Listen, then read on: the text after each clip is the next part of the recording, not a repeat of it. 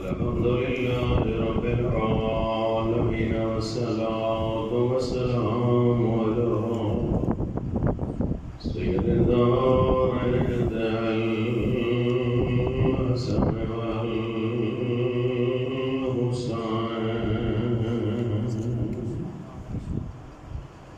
شمس بين القمرين هادينا وهدي ثقلين شفيع ذنوبنا طبيب قلوبنا وبالقاسم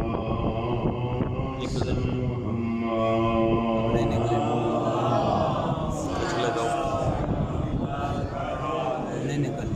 وعلى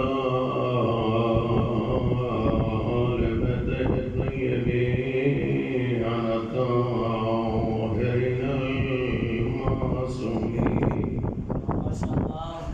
المنتقين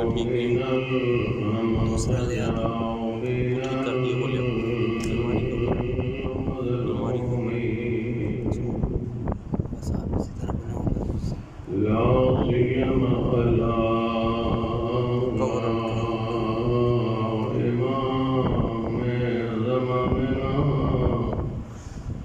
على حجة ابن الحسن العسكري بلند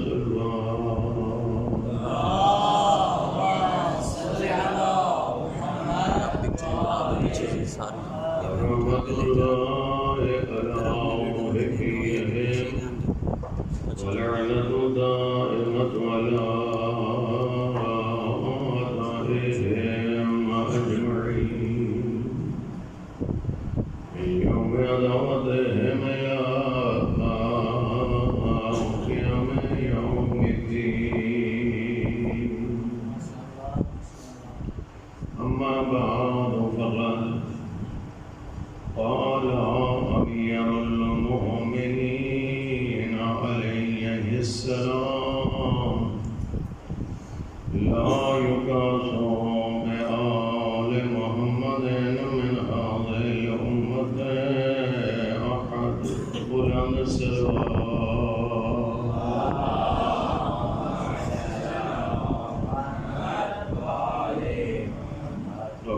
خدا متعال یہ تشریف آوری کی درگاہ میں قبول فرمائے دنیا میں معرفت کے ساتھ البیت کی زیارت نصیب فرمائے آخرت میں شفاعت البیت سے ذکران فرمائے اب سمجھنے ہم بولنے ہم کی امت پیدا ہونے کی توفیق عطا فرمائے دعاؤں کی مقبولیت کے لیے بلند صلوات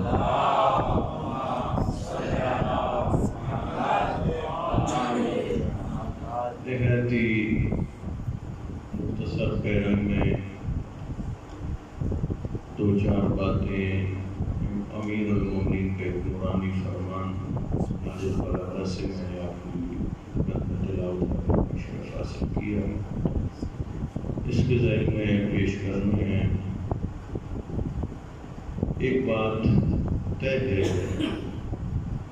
کہ نبی و آل نبی جس بھی وادی میں اظہار فرما دیتے ہیں اس وادی کا وہ ایک قول نہیں ہوتا، اس وادی کا وہ ایک جملہ نہیں ہوتا، اس وادی کا وہ ایک نظریہ نہیں ہوتا، بلکہ اس وادی کو سمجھنے کا ایک رہنمائی خصوص ہو جاتا ہے، ایک نور امتیاز ہے نبی و آل نبی کی طرح، اور انہی اظہارات میں سے ایک امیر المومنین کا اظہار نہج البلاغہ ہے کہ امت مسلمہ میں پائی جانے والی ایک نظریہ اور ایک سوچ اور ایک فکر پر امیر بیان خط بدلان کھینچتے ہوئے نظر آتے ہیں تو جو ہے وہ گفتگو جو امت مسلمہ کے اندر پائی جاتی ہے کہ آل ہوں یا اصحاب ہوں یا امت کی وفات ہو، اس میں کوئی فرق نہیں ہے،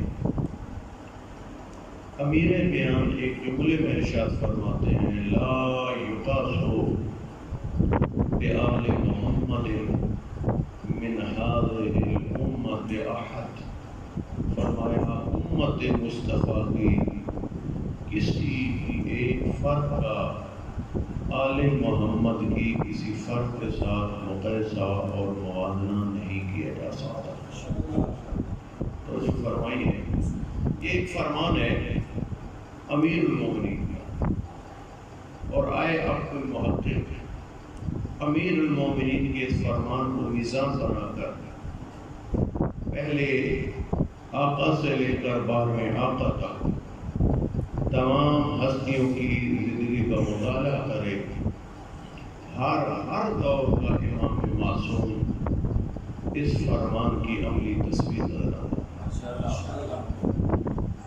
فقط اور فقط کیونکہ ہمارے ممبروں پہ فضائل امیر المومنین بیان ہوئی تو ہم بھی یہ سوچ بیٹھے کہ امیر المومنین جیسی بافضیلت ہستی امت کو ملتی نہیں، جبکہ امیر المومنین ایک نظام دے رہے ہیں فقط علی نہیں، اولاد علی جو درجہ عصمت پہ فائز ہے ان جیسا بھی کائنات میں تمہیں کوئی نہیں ملے گا۔ اور واقعہ اسی جملے کو میزان بنا کر ایک ہستی کا مقایسہ موازنہ کرتے جاؤ گے، اور روایات اہل بیت عصمت الطہارت میں اس نقطے کو ذہن میں رکھ کر کہ امت مصطفیٰ کیا ہے اور آل مصطفیٰ کیا ہے، اس نقطے کو ذہن میں رکھ کر مطالعہ کرو گے، مختلف رنگ کی عظمتیں اور فضیلتیں آپ کے سامنے آئیں گی کہ کیا کیا آل کی عظمتیں ہیں، اور اسی سے امت کی بصری سمجھ آئے۔ نہج البلاغہ خطبہ نمبر 2 پیرا نمبر آخری پیرا ہے نہج البلاغہ کے دوسرے خطبے کا۔ مجلس کے بعد ابھی کل آپ کو چھٹی ہے، دعوت کیجیے گا، ذرا اس کو دیکھیے گا۔ اس میں امیر المومنین نے یہ معروف جملہ ہے نا جی، ہمارے ممبروں پہ لوگ لکھتے ہیں ماشاءاللہ، بہت سارے جوان بیٹھے ہیں جن کا کتابوں سے زیادہ سوشل میڈیا سے سروکار ہے، اور سوشل میڈیا میں ایک پوسٹ بڑی چلتی ہے کہ نہج البلاغہ اس کتاب کو کہتے ہیں جو دل کو کھول دیتی ہے۔ نہج البلاغہ اس کتاب کو کہا جاتا ہے جو کیا کرتی ہے حضور، دل کو کھول لیتی ہے۔ اس کا ایک میں نے جملہ کہا ہے کہ یہ بات برحق ہے کہ نہج البلاغہ بندے کے دل کو کھول دیتی ہے، لیکن ہر ایک کے دل کو نہیں کھولتی، اس کے دل کو کھولتی ہے جو نہج البلاغہ کو کھولتا ہے۔ جی نہج البلاغہ کو کھولو گے تو نہج البلاغہ پھر اپنا کام کرے گی۔ پہلے گھروں میں ملے گی نہیں، اگر ملے گی تو سال ہا سال معلوم بھی نہیں ہے وہ کتاب کہاں پڑھی ہے۔ امیر المومنین بھی فرماتے ہو کہ کیا کہہ دیا شیعوں تمہارا، کیسی تم نے مجھ سے محبت کی، پہلے کتاب لینے کی ضامن نہ کی، اگر لی ہے تو اسے تمہارا کوئی سروکار ہی نہیں۔ دوسرا خطبہ آخری پیرا، اس میں میرے آقا علی نے، میں نے زیادہ خدامہ نہیں دینی، 2 علیوں کی زبان سے آل مصطفیٰ کا تعارف کروایا۔ اس میں میرے آقا نے تعارف کروایا ہے کون ہے آل مصطفیٰ۔ میرے آقا فرماتے ہیں ہم اساس الدین، آل مصطفیٰ وہ ہیں جو اللہ کے دین کی اساس اور بنیاد ہے۔ یقین کریں ایک لفظ پہ انسان رک جائے اور اس ایک لفظ کی تشریح اپنے ذہن کی اختراع نہ ہو، وہ بھی معصوم کے کلام کی روشنی ہو، آپ حیران و پریشان ہو کے رہ جائیں۔ کسی شخص نے خطابت کے دوران ایک جملہ کہا کہ مجلس پڑھ رہے تھے، انہوں نے یہ فرمایا کہ علی اس کو کہتے ہیں، مسلمان اس کو کہتے ہیں جو کعبہ کا طواف کرتا ہے، جی، اور علی اس کو کہتے ہیں جس کا کعبہ طواف کرتا ہے۔ جملہ تو بڑا تھا بھائی، ماشاءاللہ یہاں بھی عزیز بہت سارے ہیں جنہوں نے جملہ رٹا ہوا، تو اوپر سے میری باری آئی تو گفتگو اس طرح کرنی ہوتی ہے. میں نے کہا جی عزیز نے بڑا اچھا جملہ کہا لیکن میری نظر میں ناقص جملہ کہا. کہ تعارف مسلمان یہ ہے کہ وہ طواف کعبہ کرتا ہے اور تعارف علی وہ ہے جس کا کعبہ طواف کرتا ہے. میں کہ کاش علی کو پہچانتے کلام علی سے تو تمہیں پتہ یہ چلتا علی کے گرد فقط طواف کعبہ نہیں ہوتا, علی کے گرد فقط اور فقط کعبہ طواف نہیں کرتا, پورا دین جس کے گرد طواف کرتا ہے اسے علی کہتے ہیں.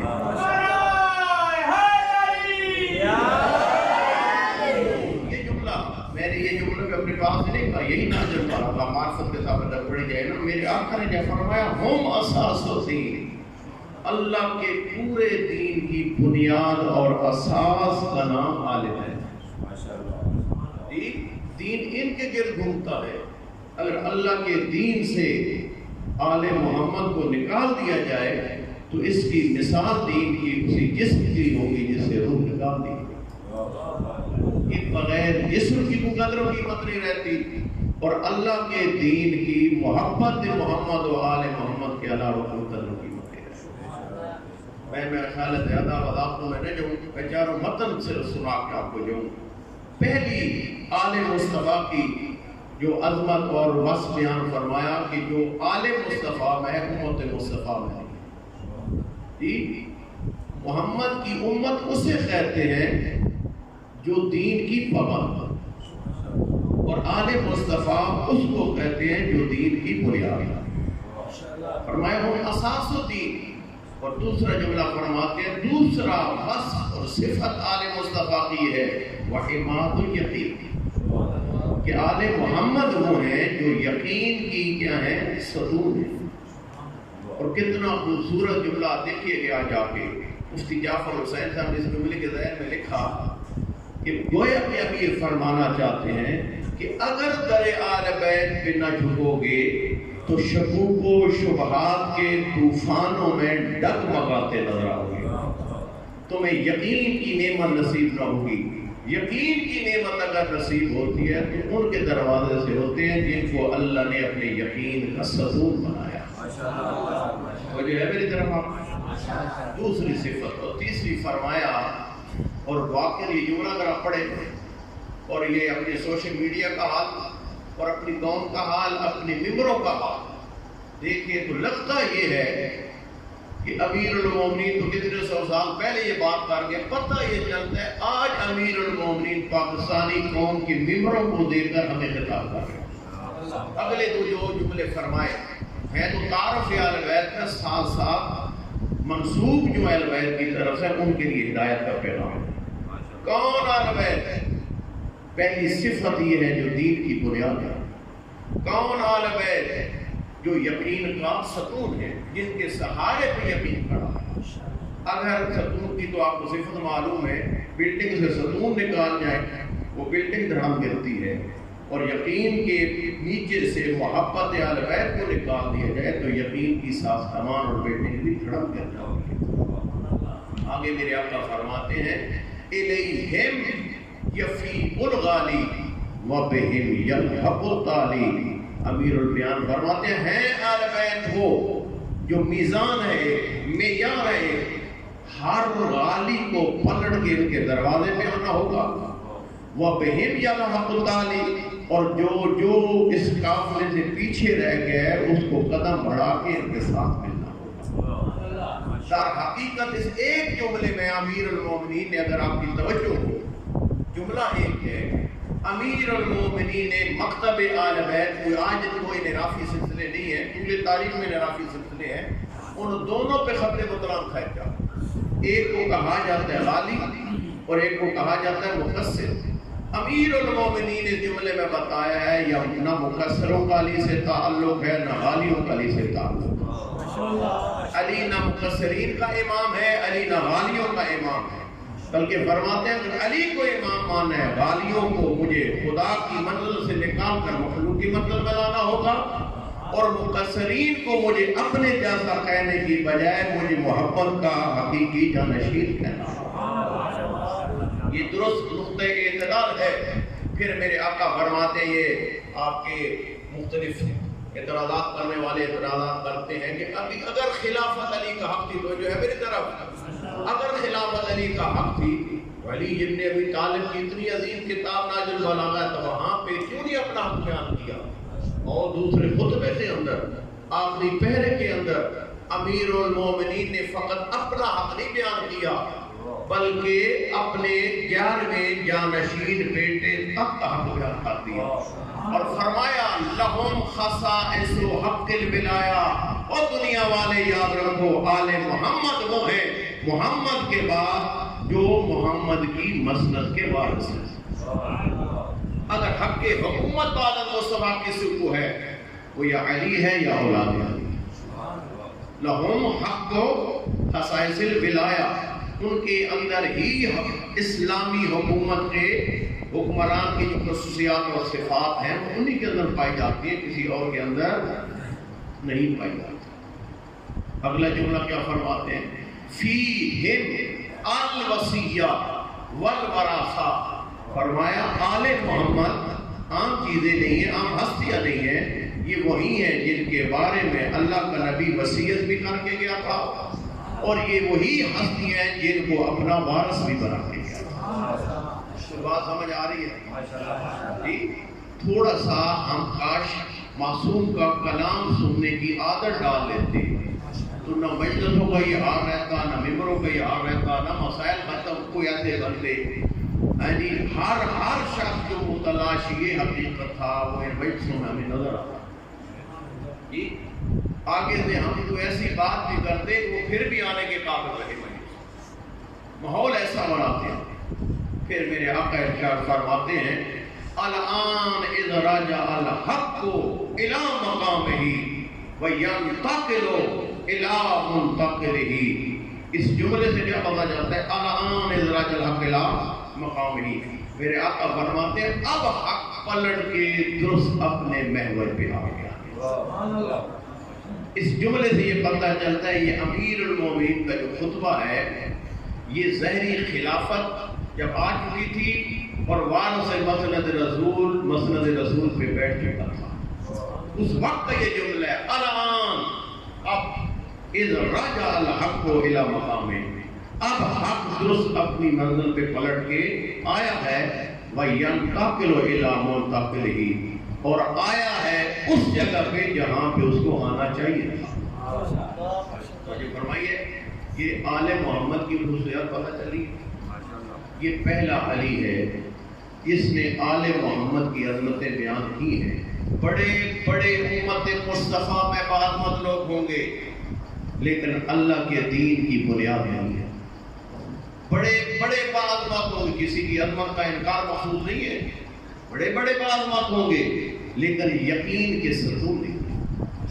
بڑے بڑے بعض لوگ ہوں گے امت مصطفیٰ میں، لیکن نبی کے بعد آل مصطفیٰ میں کوئی معصوم اگر ہو تو اگر مسند رسول ہے تو وارث فقط وہی نظر آئیں گے۔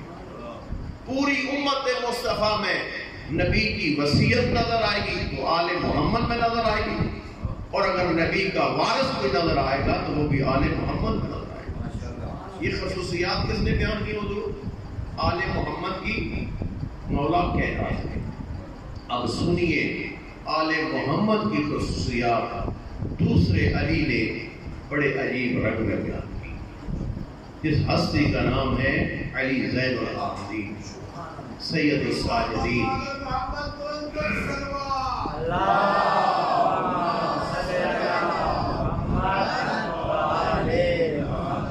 مسائل کے حوالے سے یہ خطبہ زیادہ پیش ہوا، لیکن آل مصطفیٰ کی جو میرا ناقصہ مطالعہ ہے، 3 ہستیوں نے آل مصطفیٰ کی جیسے خصوصیات بیان کی ہیں، ایسی کسی اور ہستی کے کلام میں مجھے خصوصیات بیان کی۔ ایک مولا کائنات، تینوں اتفاق کی بات ہے، تینوں علی ہیں، تینوں علی ہیں۔ پہلے علی ابن ابی طالب، دوسرے علی ابن الحسین، اور چوتھے علی ابن موسیٰ کاظم علیہ السلام۔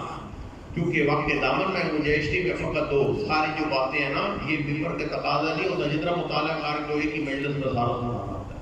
مطالعہ فراوان کرو، جتنا تقاضا ہے مجلس کا اتنا ہو گیا جی۔ 12 خصوصیات، یہ عام جگہ پہ نہیں، امام رضا نے 12 امت اور آل محمد میں 12 فرق بیان کیے مامون کے دربار میں، اور وہ بھی بھرا ہوا مجمع تھا، دربار بھرا ہوا تھا، ہر مذہب کا جید عالم بیٹھا تھا، تو وہاں پہ مامون نے سوال کیا، حضور آپ بتا سکتے ہیں آل محمد کی خصوصیات کیا ہیں؟ اور آیا وہ امت کی فرد ہے یا امت سے ہٹ کے؟ امام نے فرمایا نہیں، قرآن کی 12 آیتیں ہیں جو 12 آل محمد کی امت سے جدا خصوصیات بیان کرتی ہیں۔ وہاں آقا نے 12 کی 12 آیتیں تلاوت کی ہیں، اور انشاءاللہ وعدہ ہے وہ انشاءاللہ میں 12 کی 12 آیتوں کی روشنی میں ایک دن آپ کو یہ خصوصیات سناؤں گا۔ آئیے امام سجاد نے آل محمد کی خصوصیات جو امت میں نہیں پائی جاتی، فقط آل محمد میں پائی جاتی ہے، وہ یہ حصہ ہے امام سجاد کی اسی خطبے کا جو معروف ہے شام کا خطبہ۔ کہتے ہیں کوئی دربار میں پہنچا یہ کاروان تو اپنی جاؤ حشمت دکھانے کے لیے حاکم شام کے بیٹے نے اپنے درباری ملا کو منبر پہ بٹھا اور اس کو کہا کہ تم میرے اجداد اباؤ اجداد کی جی بھر کے عظمتیں بیان کرو۔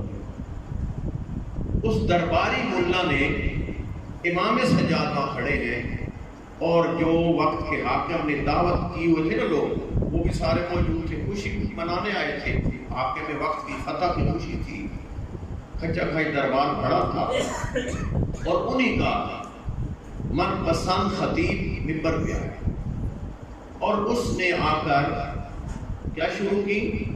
یزید کے اباؤ اجداد کی عظمتیں بیان کرنا شروع کی، جن میں سے کسی ایک عظمت کا بھی حقیقت سے تعلق نہ تھا۔ جھوٹ پہ جھوٹ، جتنا بول سکتا تھا بولتا گیا، بالآخر بول بول کے جھوٹ جب تھک گیا تو امام سجاد نے اسے اس کے پورے خطاب پر نیچے سے ایک جملہ کہہ کے خط بطلان بھیجا۔ آپ نے فقط مصائب سید سجاد سنے، ذرا شجاعت سید سجاد سنے، اور یار پورا بھرا ہوا دربار دشمنوں کو، اور ایک بندے کے ہاتھوں میں ہتھکڑیوں ہوں، گلے میں توپ ہوں، پاؤں میں بیڑیوں ہوں، اور ساتھ اس عالم میں مستورات ہوں، اور تن تنہا کھڑا ہو اس بازار میں، اس دربار میں، اور دیکھیں جدھر ہی جدھر قاتل نظر آتے ہوتے، اور وہاں پہ ایک شخص اس کے سامنے جھوٹ و افتراء کے پلندے بیان کرے منبر سے، جتنا بھی باجرت بندہ ہو خاموش ہو جاتا ہے۔ میں کہتا ہوں یہ جرت اگر آئی ہے یا علیم آئی ہے یا اولاد علیم آئی ہے۔ تاریخ کہتی ہے جب یہ جھوٹ و فریب کی باتیں کر کے آلے بنی امیہ کو خوش کر چکا نا، امام نے نیچے سے فرمایا ایھا الخاطب، اور منبر سے خطاب کرنے والے، اشتریتا مرضات المخلوق بسخط الخالق، یاد رکھ تم نے لوگوں تو خوش کر لیا ہے لیکن اللہ کو ناراض کر کے جا رہا، تیرا ایک لفظ بھی ایسا نہ تھا جس پہ تیرا اور میرا خالق راضی۔ خدا کو تو نے ناراض کیا ہے مخلوق کی رضا کے لیے، مخلوق کو راضی کیا تو نے جھوٹ بول کر۔ یہ جملہ کہنا کوئی آسان جملہ نہ تھا، جملہ ایک ہی تھا، عصمت کی زبان سے نکلا تھا۔ اس خطیب کے جتنے جملے تھے پورا خطاب تھا، اس پہ خط بطلان ایک ہے۔ یہاں سے میں ایسے گزر نہ جاؤں، کوئی بات سمجھ آئی ہے؟ اس جملے سے بات یہ پتہ چلتی ہے کہ امام سجاد ابھی خطیب نہیں ہے، امام سجاد بھرے دربار میں ایک سننے والوں میں سے، پتہ یہ چلتا ہے سننے والے کو بھی خطیب کی ہر بات غور سے سننی چاہیے، اور جہاں پہ رد عمل دکھانے کی ضرورت ہو وہاں پہ رد عمل دکھانا چاہیے، لوگوں کو دیکھ کر نہیں، خدا کی رضا کو دیکھ کر۔ سبق ملتا ہے یا نہیں؟ بھرا دربار ہے دشمنوں سے، کسی کی پرواہ نہ کی، دیکھا حقائق مست ہو رہے ہیں اور جھوٹ کے پلندے باندھ دیے گئے ہیں، لوگوں کے ذہن خراب کر دیے گئے ہیں. یہاں حق بات کرنا اسی کا بنتا ہے حق جو علی کا بیٹا اور علی کا بیٹا ہونے کا ثبوت دیا اور گھرانے حق کے فرد ہونے کا ثبوت دیتے ہوئے فرمایا اشتریت مرضات المخلوق، خرید لی تو نے مرضیاں مخلوق کی بسخط الخالق، لیکن خدا کو تو نے ناراض کر دیا. جھوٹ جو بولا ہے. اب میرے آقا نے رک گیا یزید کی طرف. میرے آقا فرماتے ہیں یا یزید اذن لی ان اسقط هذه الاواد، اے یزید مجھے اجازت دے میں بھی ذرا جاؤں اور جا کے اس لکڑیوں کے ڈھیر پہ جا کے کھڑا ہوں. هذه الاواد اوت کی جمع ہے لکڑیوں کا مجموعہ. امام زین العابدین کی عصمت کی زبان سے نکلا ہوا ایک لفظ ہے پیغام بھرا لفظ. یہ نہیں کہا مجھے اجازت دے میں بھی ممبر پہ جاؤں، بلکہ فرمایا مجھے اجازت دے میں لکڑیوں کے ڈھیر پہ جاؤں. گویا کہ سید سجاد بتلا رہے ہیں جس مقام سے جھوٹ ہو اور دشمنان آل بیت کی فضیلتیں بیان ہو، جتنے بڑے دعوے ہو وہ ممبر نہیں ہوتا، وہ لکڑیوں کا ڈھیر ہوا کرتا ہے. اور ممبر اسے کہیں گے جہاں پہ صادقین کی صداقت کی باتیں ہوں، جہاں معصومین کی عصمت کی باتیں ہوں، وہ ممبر ہوا کرتا ہے. حاضر آواز کی تعبیر سے بتلایا. اتنے میں تاریخ کہتی ہے نہیں دیتا تھا یزید اجازت. فضائل امام سجاد سنا رہا ہوں. نہیں دیتا تھا یزید اجازت. اتنے میں اس کا بیٹا معاویہ بن یزید آگے بڑھا جس کو معاویہ صغیر کہا جاتا ہے. معاویہ کبیر باپ ہے یزید کا، معاویہ صغیر بیٹا ہے یزید کا. معاویہ صغیر کہتا ہے بابا اس کے ہاتھوں میں ہتھکڑیاں ہیں، پاؤں میں بیڑیاں ہیں، گلے میں توق ہیں، کوئی نہیں اس کے حق میں آواز بلند کرنے والا. ہمارا دربار ہے تو یہ نحیف ضعیف بیمار کرے گا کیا؟ اس کو بولنے دو. اللہ اکبر. عظمت سجاد کا جملہ یزید نے کہا بیٹا تجھے علم نہیں اس کا تعلق کس خاندان سے ہے. اللہ تجھے علم نہیں اس کا تعلق کس خاندان سے ہے. اگلا جملہ سنیے. یہ گفتگو کی سواری پہ ایسے سوار ہیں جب گفتگو کی سواری پہ سوار ہو جاتے ہیں پھر ان کی سواری رکنے نہیں پاتی. کتنی حسین تشبیہ دی. گفتگو کی سواری کے سوار. مرکب ہوتی ہے گفتگو، یہ اس کے اوپر ہوتے ہیں سوار، اور ایسی فضاحت و بلاغت کے جوہر میں پھیرتے ہیں جی کہ گفتگو پھر ان کی رکا نہیں کرتی. کوئی نہیں کو روک سکتا. بیٹا خاموش ہو گیا. اتنے میں تاریخ. یہ درباری کس لیے بلائے تھے؟ درباری بلائے تھے اپنی خوشی منانے کے لیے، ان کو شریک کرنا چاہ رہا تھا، اپنی جو حشمت دکھانے کے لیے. سنیے جملہ سید سجاد کس کو کہتے ہیں؟ جو دشمن کے بلائے ہوئے خوشی منانے والے لوگوں کو ایک جملہ کہہ کے اپنے حق میں کر لے، اسے دنیا سید سجاد کہتی ہے. تاریخ کہتی ہے سید سجاد نے پھر ایک مرتبہ کہا میں چاہتا ہوں آؤں اور آ کے کیا کروں. میرے آقا فرماتے ہیں میں اس لیے چاہتا ہوں اريد ان اتکلم بکلمات فیہ للہ رضا.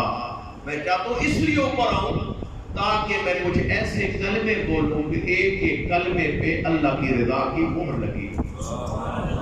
ایک ایک کلمے پہ اللہ کی رضا کی مہر لگی ہو. میں اس لیے اوپر آنا چاہتا ہوں. اتنے میں کہتے ہیں وہی درباری جو اس کی دعوت پہ آئے تھے، مہمان اس کے تھے، سب نے کہا اے یزید یہ نہیں ہوگا جو تو کہہ رہے ہیں، اس پہ اجازت نہیں، یہ نہیں ہوگا، اس کو تجھے اجازت دینا ہوگی. اور سن لے جب تک یہ نہ بولے گا ہم نے دربار چھوڑنا نہیں. تو جو فرمائیے کتنا خوبصورت جملہ امام زین العابدین کے مصائب سنے. عظمت کا جملہ سنیے کہ سید سجاد کس عظیم مجاہد کو کہتے ہیں. سید سجاد اس عظیم مجاہد کو کہتے ہیں جو بغیر لشکر کے دشمنوں کے لشکروں کے لشکر فتح ڈالے. بغیر لشکر کے دشمن کے لشکروں کے لشکر کو فتح کر لے، اسے تاریخ جہاد میں دنیا سید الساجدین کہتی ہے، اس کو دنیا عظیم مجاہد کہتی ہے. اب آئے میرے آقا، اور یہ ترا امتیاز ہے بنی ہاشم کا. جس حال میں، جس ماحول میں، جس رنگ میں خطبہ دینے کا موقع ملا، آغاز خدا کی حمد و ثنا سے کیا، اور ہر مقام پہ خدا کی حمد و ثنا سے آغاز کر کے بتایا یہ خاندان وہ ہے، خدا ان سے جدا نہیں، خدا سے یہ جدا ہے۔ ثابت کیا جا کے میں جو جملہ کہہ رہا ہوں، خطبہ سیدہ زہرا مدینے میں سے پڑھ لیں، خطبات امیر المومنین جنگوں میں دربار میں پڑھ لیں، خطبات سید الساجدین پڑھ لیں، خطبہ سیدہ زینب پڑھ لیں، خطبہ امام حسین پڑھ لیں، ہر خطبے کا آغاز اللہ کی حمد و ثنا سے۔ اور اب میرے آقا نے خدا کی حمد و ثنا کر کے اس ماحول میں، آپ کو معلوم ہے کیسا ماحول تھا جی، دشمنوں سے کھچا کھچ بھرا دربار اور سید سجاد وارث سے ممبر سلوم۔ اب دیکھا کہ اب ماحول بنا ہے اور یہ وہ جگہ ہے جہاں پہ مجھے تعارف کروانا ہے، کس کا؟ اپنا نہیں، میں نے خاندان بنی ہاشم کا تعارف، میں نے آج ان شامیوں کو بتانا ہے آل مصطفیٰ کون ہے اور امت مصطفیٰ کون ہے۔ میرے آقا نے فرمایا اور شامیوں ایھا الناس، کسی ایک تعبیر میں سید سجاد نے شام کے خطبے میں ایھا المسلمون نے کہا، لفظوں پہ غور کرو، ہر خطاب میں امام سجاد کہتے ہیں ایھا الناس۔ وہ اللہ کے بندو، علی ابن ابی طالب پر سب کو ختم کر کے اسلام باقی کہاں رہتا ہے؟ تو مجھے فرمائیے، میرے آقا کہتے ہیں ایھا الناس، او لوگو سنو، میں کون آ گیا ہوں تمہارے دربار؟ اور پھر فرمایا میں وہ ہوں، میں وہ ہوں، اعطینا ستا وفضلنا سبعا، میرا تعلق اس خاندان سے اللہ نے جس پہ 6 عطیے کیے، جن کو 6 صفتیں عطا کی ہیں، جن میں سے ایک صفت بھی تمہیں امت کی کسی فرد میں نہیں ملے گی۔ پھر فرمایا وفضلنا بسبع، جو ہے فرمایا میرے گھرانے کو اللہ نے 7 عظمتیں بخشی ہیں جو دوسرے کسی گھرانے کو ایک بھی عظمت نہیں ملی۔ ایک قبلہ یاد رکھ لو، یہ پرامن ماحول میں مسجد امیر المومنین میں بیٹھ کر یہ جملے سننے بھی آسان ہیں، جملے پڑھنے بھی آسان ہیں۔ ماحول ہو دربار یزید کا، اور اس کیفیت کو ذرا تصور، اس کیفیت کو تصور کر کے تو علی زین العابدین آل مصطفیٰ کی عظمتیں جب بیان کر چن کے عظمتیں وہاں پہ رکھی، اور اس عظمت کا انتخاب کیونکہ وقت کے دامن میں ایک عظمت کے پیچھے جاتا کہ یہ عظمت کیوں بیان کی، عظمت یہ کہ اور بھی ہے۔ ان عظمتوں کا انتخاب شام کے لوگوں کے لیے اس لیے تھا، ایک عظمت کے پیچھے جو نظریہ شامیوں تھا اس پہ سید سجاد سخت مطلق کا انتخاب۔ فرمایا سنو، میرے گھرانے پہ 6 ایسے عطی ہیں پروردگار کے جو کسی اور گھرانے میں ایک بھی نظر نہیں آئے گا۔ پہلا العلم، دوسرا الحلم، تیسرا السماحہ، چوتھا الشجاعہ، پانچواں الفصاحہ، اور چھٹا فرمایا والمحبت فی قلوب المؤمنین۔ میرے آقا فرماتے ہیں کہ تو عالم تو ہر گھرانے میں ملیں گے، لیکن جیسا علم کا عطیہ محمد و آل محمد کو ملا کسی اور گھرانے کو نہیں ملا، جیسی علم و بردباری اللہ نے ہمیں عطا کی ہے کسی اور گھرانے کو عطا نہیں کی، جیسی جوان مردی اور سیاہ قلبی ہمیں اللہ نے عطا کی ہے کسی اور گھرانے کو عطا نہیں کی۔ اور یہ جملہ تو تاریخ گواہ ہے، جیسی شجاعت اللہ نے بنی ہاشم کو عطا کی ہے کسی اور کو عطا نہیں کی۔ زنجیروں میں جکڑا ہوا سجاد دربار یزید میں کھڑے ہو کے اپنی شجاعت کا اعلان کر رہا۔ ذرا ماحول کو دیکھو اور جملوں کو دیکھو، جیسی شجاعت ہمیں عطا ہوئی کسی اور کو عطا نہیں ہوئی، اور فرمایا جیسی اللہ نے ہماری محبت لوگوں کے دلوں میں رکھی ہے ایسی کسی کو عطا نہیں کی۔ گویا کہ میرے آقا فرما رہے تھے او یزید تم وہ ہو جن کی بدنوں پہ حکومت ہے، ہم وہ ہیں جن کی دلوں پہ حکومت ہے۔ لہذا بدنوں پہ حکومت کرنے والے اور ہوتے ہیں اور دلوں کے حکمران اور ہوتے ہیں۔ دلوں پہ حکومت اللہ نے ہمیں عطا کی ہے، اور واقعا تاریخ کے سینوں میں جملے موجود ہیں کہ یہ علم کے عطیے اگر فقط اسی کی روشنی میں سید سجاد کے حالات پڑھو، راوی کہتا ہے میرے ذہن میں ایک دفعہ خیال آیا، امام سجاد ابو خالد کابلی امام کے صحابیوں میں سے کہتے ہیں میرے ذہن میں ایک دفعہ خیال آیا کہ مولا علی بھی امامت کا قائل ہے، کہتا مولا علی بھی وارث مصطفیٰ تھے، ان کے بعد امام حسن بھی وارث مصطفیٰ تھے، اس کے بعد امام حسین بھی وارث مصطفیٰ تھے، اور اب امام سجاد وارث مصطفیٰ ہیں، تو اے ابو خالد کابلی جا کے امام سجاد سے یہ تو پوچھ کہ آپ کو نانا مصطفیٰ نے وراثت میں دیا کیا؟ بات سمجھ آ رہی ہے؟ وراثت میں آپ کو دیا کیا ہے؟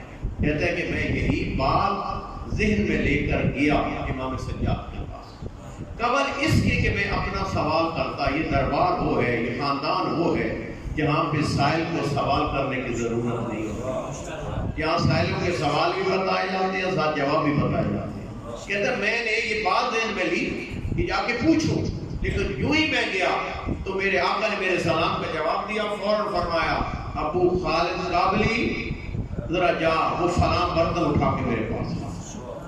یوں ہی میں گیا، امام نے فوراً کہا ہے کہ ابو خالد کابلی جا وہ برتن اٹھا کے میرے پاس لا۔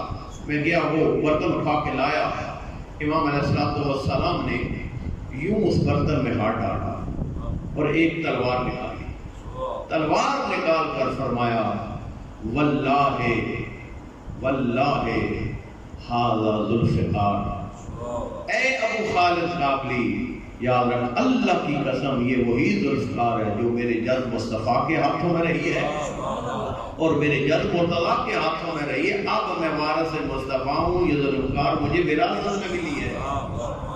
ابو خالد زیادہ میں حیران ہو گیا کہ امام نے میری اس سوچ اور فکر کا جو بات تھی اس کا جواب دینا شروع کر دیا۔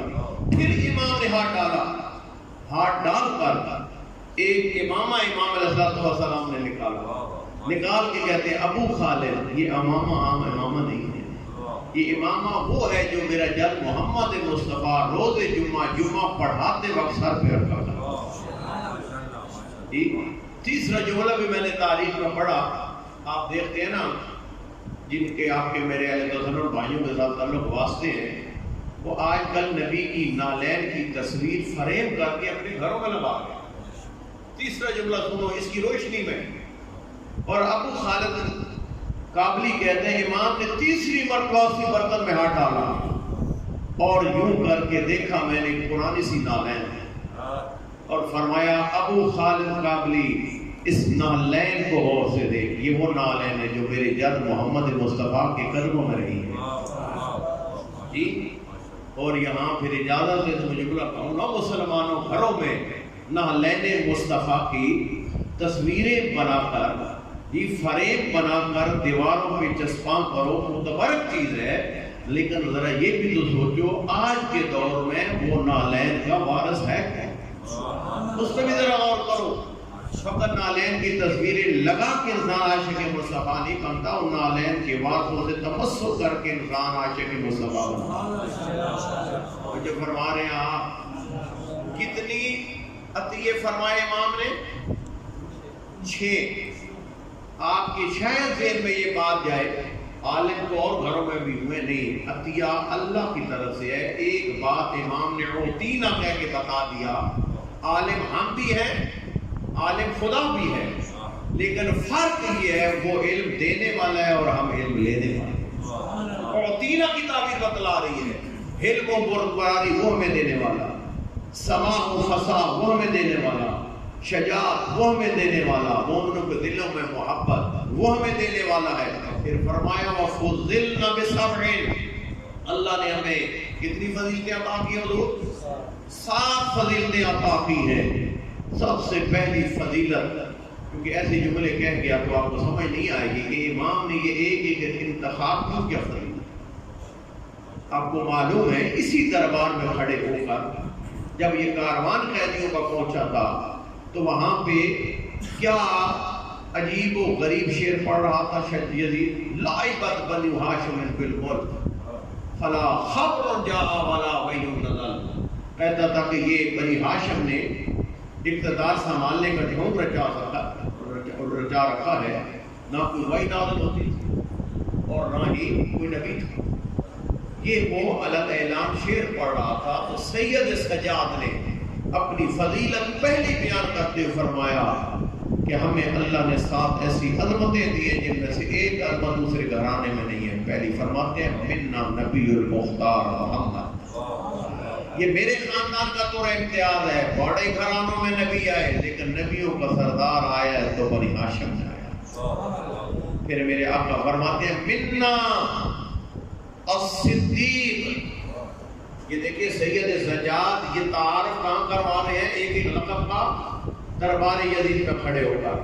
میرے آقا نے پوری جرأت کے ساتھ فرمایا دوسری عظمت، سچے تو ہر خاندان میں ہوں گے، بڑے بڑے سچے آئے ہوئے دھرتی پہ، لیکن سب سے بڑا سچا اللہ نے اگر رکھا ہے تو میرے خاندان میں رکھا، یعنی صدیق اکبر ہے اس کائنات میں تو اس کا تعلق بھی خاندان بنی ہاشم سے ہے، اور اگر کوئی صدیق کبریٰ ہے تو اس کا تعلق بھی خاندان بنی ہاشم سے ہے۔ صداقت ان کے گھر میں اس طرح آئی ہے کہ پھر پہچانے نہیں پائی۔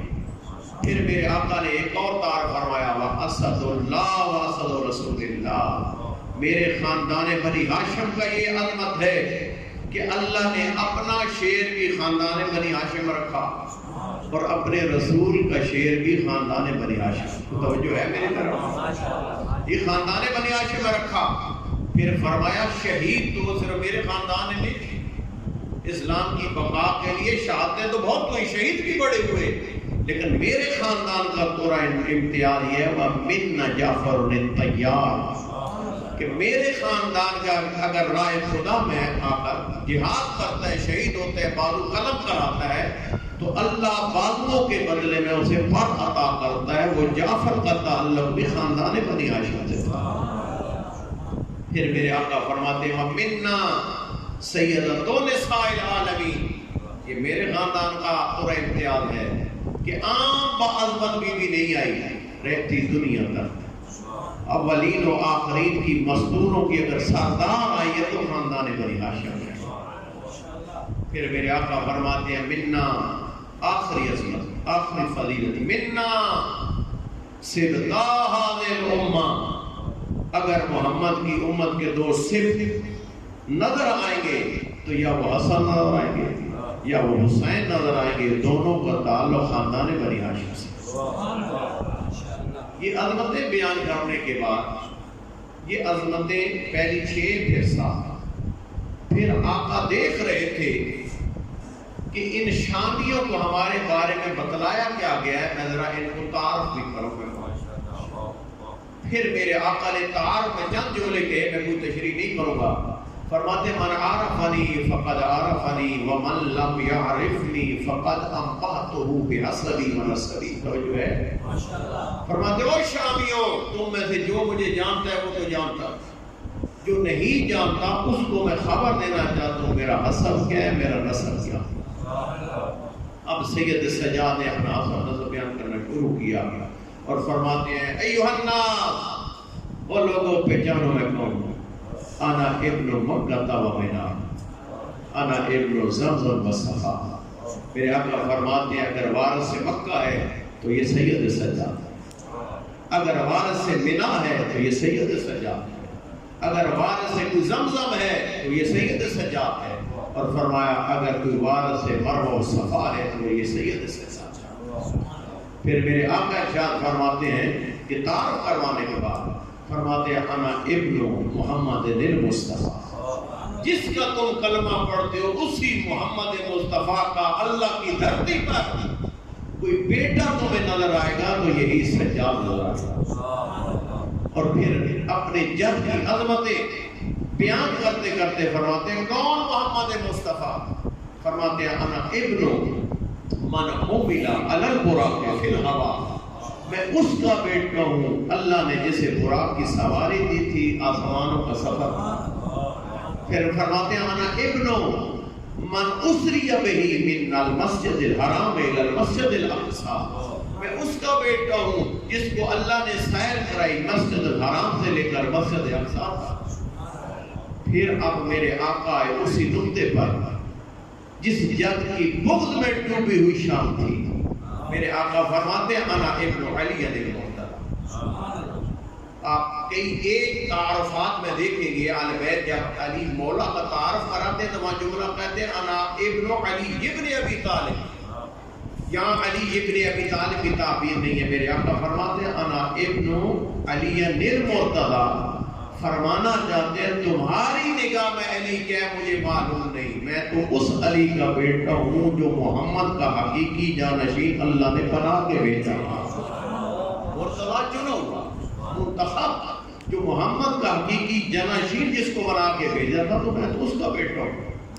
پھر آقا نے اپنے جد علی کی یہاں فضیلتیں بیان کرنا شروع اور فرماتے ہیں انا ابن من زارا بین یدی رسول اللہ بسیفین. بڑے بڑے مجاہد تھے محمد کے ساتھ، لیکن میرا جد علی وہ ہے جو محمد مصطفیٰ کے ساتھ جہاد کرتا تھا لیکن دو دو تلوار سے جہاد کرتا تھا. وَطَعَنَا بِرُبْهَتَيْنِ. اور دشمن کے سینے میں ایک نیزہ گاڑ کر رکتا نہیں تھا، دوسرا نیزہ بھی ساتھ گاڑ دیتا تھا. پھر فرماتے ہیں وَبَایَعَ بَیعَتَیْن وَحَاجَرَ ہجرتین.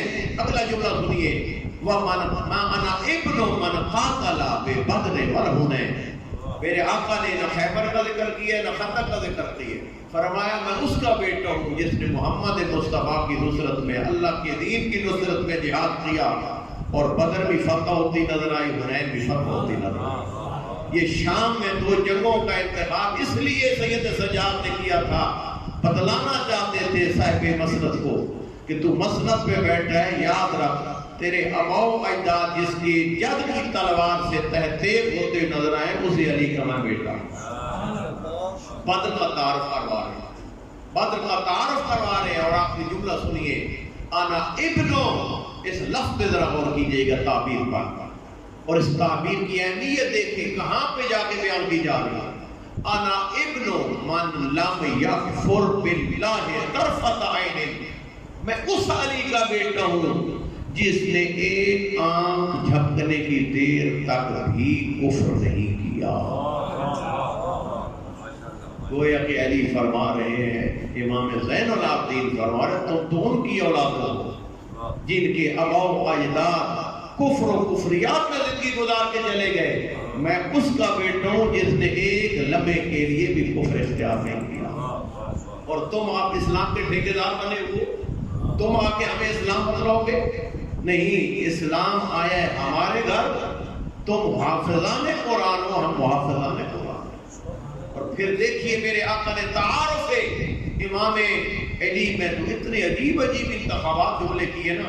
فرمایا انا ابن صالح المؤمنین، انا ابن قامح الملحدین. میں اس کا بیٹا ہوں جس نے کفر و شرک کی جڑوں کو کاٹ کے رکھ دیا. پھر میرے آقا فرماتے ہیں انا ابن قامح الملحدین. اگلا جملہ سنیے، یہ خطبہ امام زین العابدین دربار شاہ. آگے میرے آقا فرماتے ہیں انا ابن. یہ کون کہہ رہا ہے؟ سید سجاد کہتے ہیں انا ابن زین العابدین. جی میرے آقا فرماتے ہیں میں کس کا بیٹا ہوں؟ زین العابدین کا بیٹا ہوں. یہ جملے کا انتخاب ایسے نہیں تھا، اس لقب کا انتخاب ایسے نہیں تھا. وہ جملہ تو آپ نے معروف ہو رکھا ہے نا.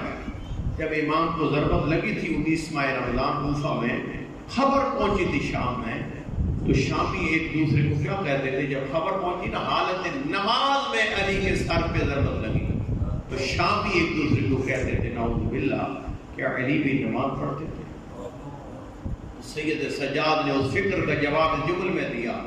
تو یہ سوچتے رہے ہو علی نماز پڑھتے تھے کہ نہیں؟ سنو سجاد نے بتائے علی کون تھا. انا ابن زین العابدین. علی فقط عام عبادت گزار نہیں تھا، عبادت گزاروں کی زینت تھا. اور واقعہ جسے دنیا زین العابدین کہے اسے دنیا سجاد کہتی ہے، اور جس کو سجاد جیسا عابد زین العابدین کہے اسے دنیا علی کہتی ہے. اللہ اکبر.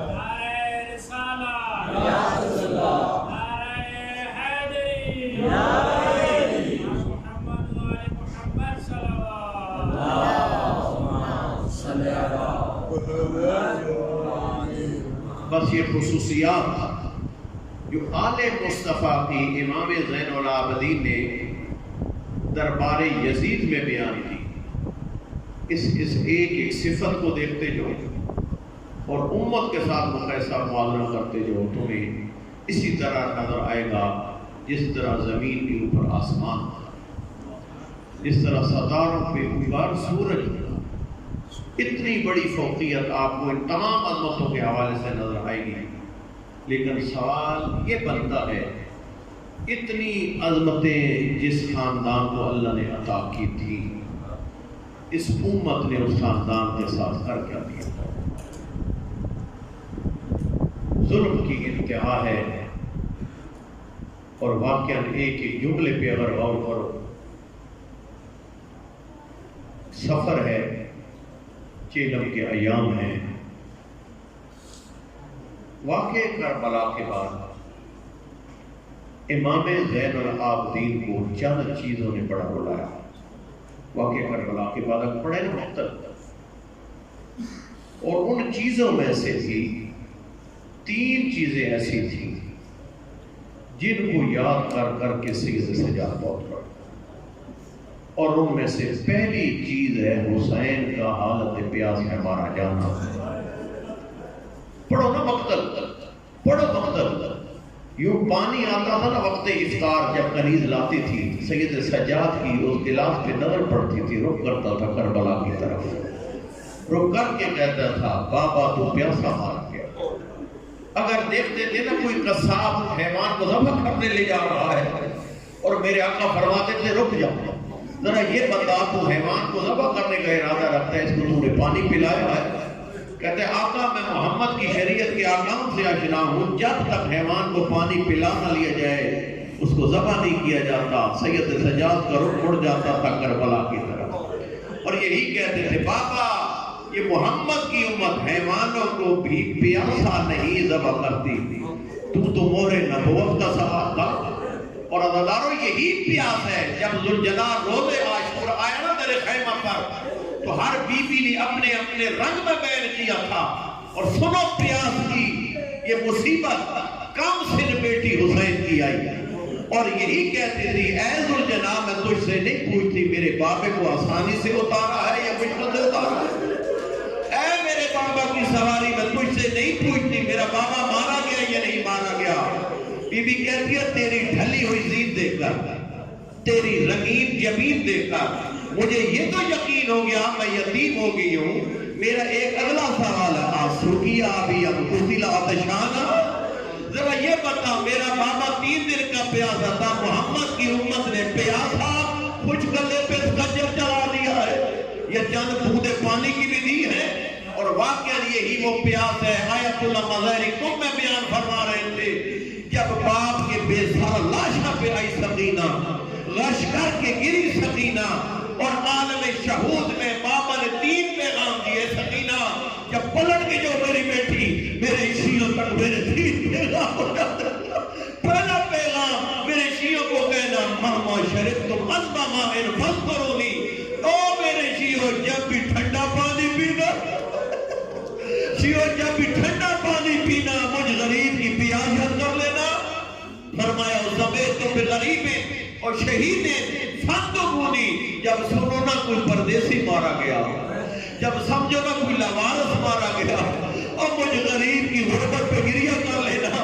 اور دوسرا پیغام فرمایا سکینہ میرے شیعوں کو بتا دینا انا سبت الذی بغیر جرم قتلونی وبجرد الخیل سحقونی، اے سکینہ میرے شیعوں کو بتانا میں مور نبوت کا وہ سوار تھا جس کو روز عاشور بغیر جرم کے مار دیا گیا، اور جس کو لاوارث سمجھ کر اس کی لاش پہ گھوڑے دوڑا دیے گئے، وہ بجرد الخیل سحقونی، جس کو لاوارث سمجھ کر گھوڑوں کی ٹاپوں سے پمال کر لیا۔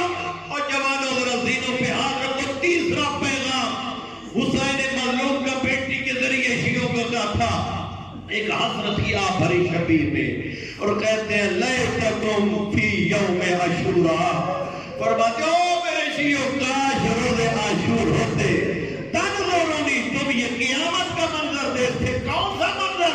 اصدسنی لطفلی فعمر من یرا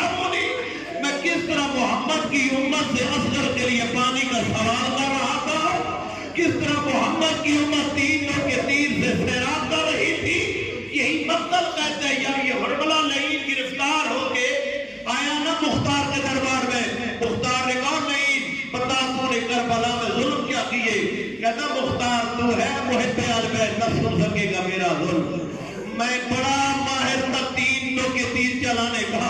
روزے عاشور میں نے تینوں کے تیر چلائے، تینوں طرف اپنے نشانے پہ لگے. مختار کہتے بتا کب لگائے؟ کہتے ایک تیر اس وقت لگایا جب زینب کی چادر کا عباس، گھوڑے کی زین بتا دونوں بازو قلم ہو چکے تھے. مجھے حکم ہوا مشق سکینہ کو نشانہ بناؤں. میں نے تینوں کا تیر مارا، مشق سکینہ نہ تو نہ لگا. عباس کی آنکھ میں جا کے ایک نوک لگی جس سے عباس سمجھ نہ سکا. کہتا لعین بتا دوسرا تیر کب مارا؟ کہتا جب مہر نبوت کا سوار گھوڑے کی زین پر کبھی دائیں ڈھلتا تھا کبھی بائیں ڈھلتا تھا. اتنے میں مجھ سے پہلے ایک لعین نے پتھر مارا. شبیر اپنے دامن سے خون صاف کرنے لگا تھا. مجھے محمد کی برسگاہ نظر آئی. میں نے سینے حسین کا نشانہ بنایا، تینوں کا تیر چلایا. جس کو حسین آگے سے نکال نہ سکا کچھ سے حسین نے نکالا. ادھر سے خون کا فوارہ نکلا. حسین عفان کی طرح رک کر کے کہا اسی طرح خون کے ساتھ اپنے نانا سے ملاقات کروں گا. یہ دو تین کا بیان کر چکا تھا. اتنے میں مختار کو کہتے مختار اگلا تیر نہ سن سکے گا. جب وہ تیر چلا تو برداشت نہ کر سکے گا. مختار کہتا نہیں ضرور بتا. کہتا حسین کا سینہ تھا اور پیاسا اصغر تھا. یوں کر کے یوں اصغر کو سامنے لایا. مجھے اتنے میں عمر صاحب نے کہا اصغر کو نشانہ بنا. میں نے تیر کو کمان میں رکھا. میں یہی جملہ کہا کرتا ہوں بعید نہیں رباب تیرے خیمہ میں کھڑی ہو جو یہی کہتی ہو بڑا کمینہ اپنے تیر کا وقت دے اور میرے اصغر کا نقل بنا بنے. اتنے میں مختار کہتے ہیں وہ لعین ذرا یہ بتا کوئی ایسا وقت آیا اور تیرے اندر بھی بطول کے چاند کے بارے میں رہتا ہے. اتنے میں کہتا آپ مختار ایک وقت آیا میں جتنا لعین تھا میں بھی حسین کی غربت میں ہو پڑا. مختار کہتے بتا وہ کون سا وقت تھا؟ کہتے جب میں نے اس کے اصغر کو تینوں کا تیر مارا. میں نے دیکھا زخمی اصغر تھا، اوپر غریب کی آواز تھی. میں نے دیکھا کبھی حیران ہو کے خیام کی طرف جاتا تھا، کبھی پریشان ہو کے میدان کی طرف آتا تھا. اور یہی سوچ کے پلا جاتا تھا اس کی ماں کو جواب کیا دوں گا. ماتم حسین